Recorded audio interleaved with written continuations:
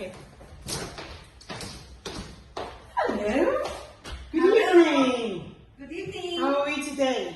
Good, great. So nice to have you this morning. How many of you would have been doing something totally different apart from coming to this coaching this morning? Yeah, right? I thought so too.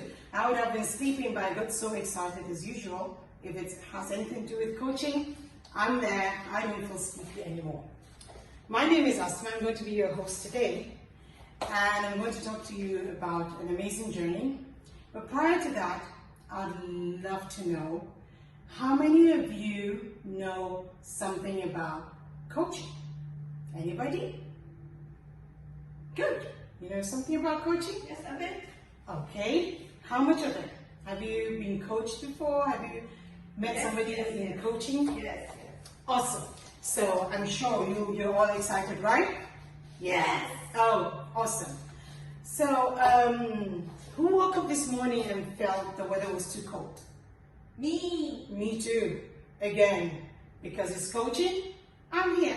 So welcome, amazing people. We are definitely here for a reason.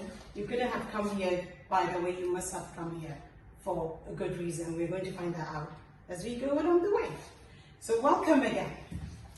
12 years ago, I gave birth to a lovely baby boy. How many of us are parents here? Me. I'm parent. How many of you, when they bring out the baby, the first thing you say is, this child is going to be that, and this child is going to be this, because you're excited, right? How many of us are fathers here? Awesome. So I'm sure when you had your child, it was about, I have these big dreams for him, right? So I had this baby, and the first 3 or 4 years, we thought he was reaching his milestones. Then one day we realized that I think there must be something wrong with this child, and we got him diagnosed. And our history started when he was diagnosed with autism. As every parent would do, the first thing would be to seek for a better way of getting him to reach his fullest potential, right? So we did that. But in my country, which is Nigeria, who's been to Nigeria before? No one? I'll invite you very soon. So back in Nigeria, we didn't have the therapies that we do have in this country. So we moved to Dubai 7 years ago, I would say precisely. I moved with 3 children, with a 4th on the way. And if we have, I'm sure we have mothers here, and you know what it feels like when you are expecting. My hormones were high, I was lonely. I moved here without my husband because he had to stay back home to do what a man has to do, right? He had to take care of us, and the business was there. But I had to move. We had to make an opportunity cost. If we stayed back there, what happens to my son? I mean, he needs intervention, and he needed it fast. So we moved. I had my baby 8 months later with the postnatal blues. If anybody knows what postnatal blues are, yeah, comes with depression, blues. Yeah, you feel blue. You feel down. You don't want to do anything. So that was me. I dipped into depression. I dipped into anxiety.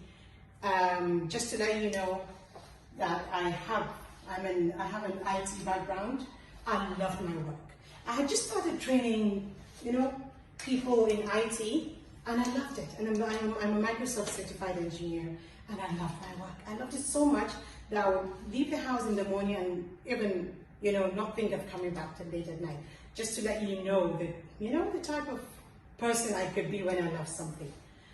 So we moved here, and I'm thinking I can't leave 4 children, including a baby, and a special needs child at home just to go to work.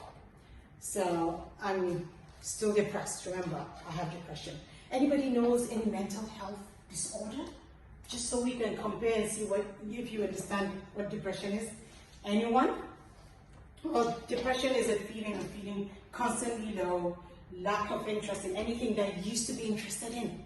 That's scary, right? It is. Well, it was for me. So as we went on and on, I started looking for therapies for my son, and he started doing well. But I was already depressed anyway.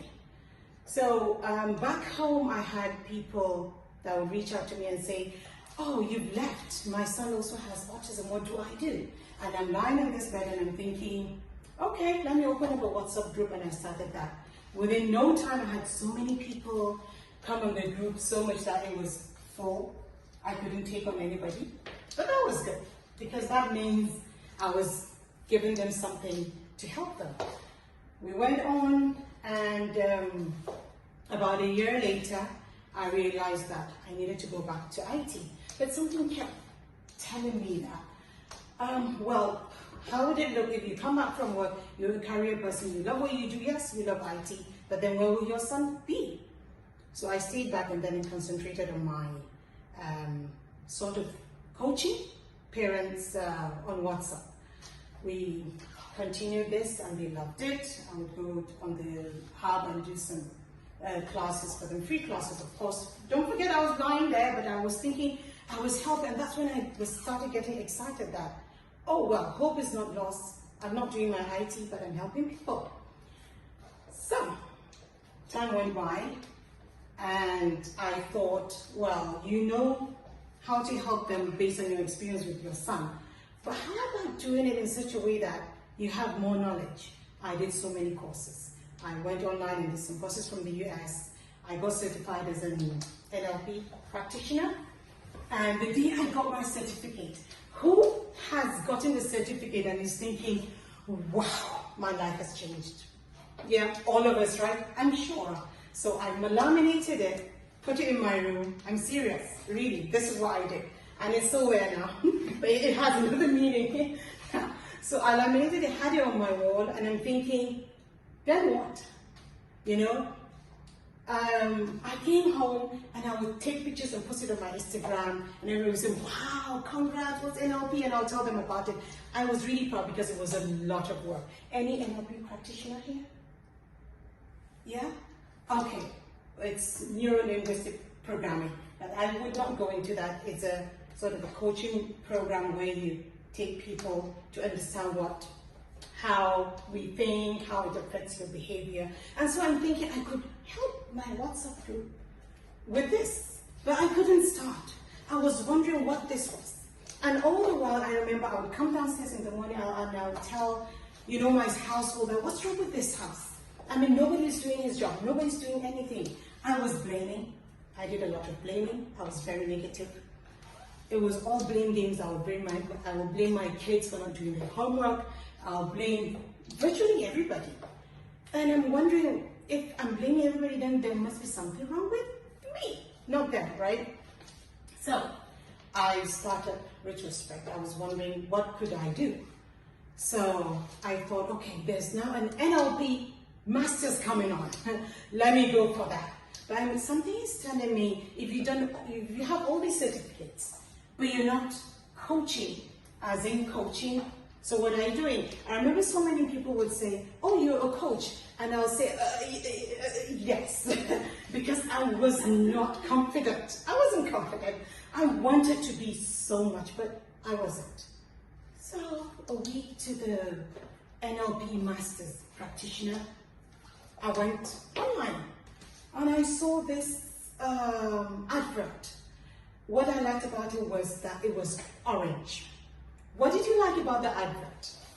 The color, the logo, precise. I love the logo. You know the way the man was standing like, I'm going to just conquer the world. I love that because that was what I needed.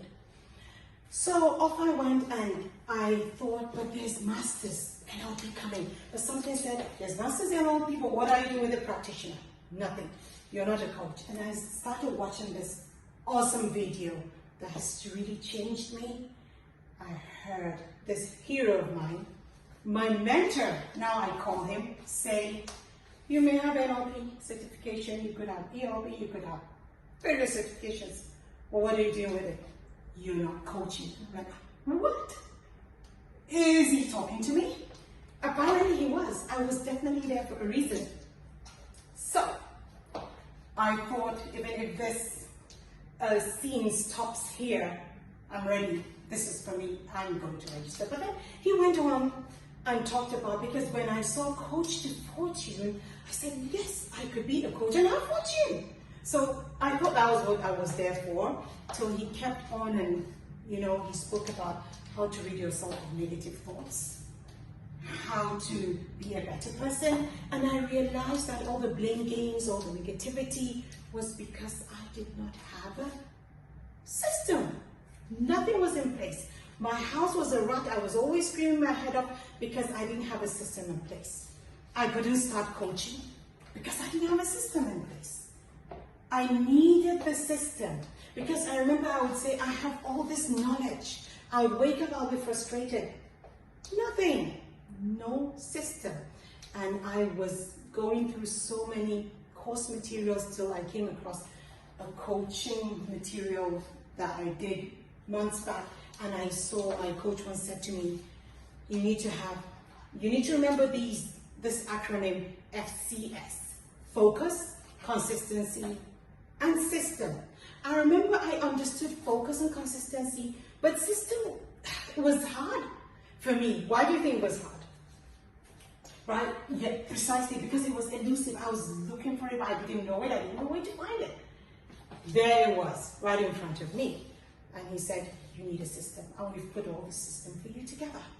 And that's when I went and thought about it.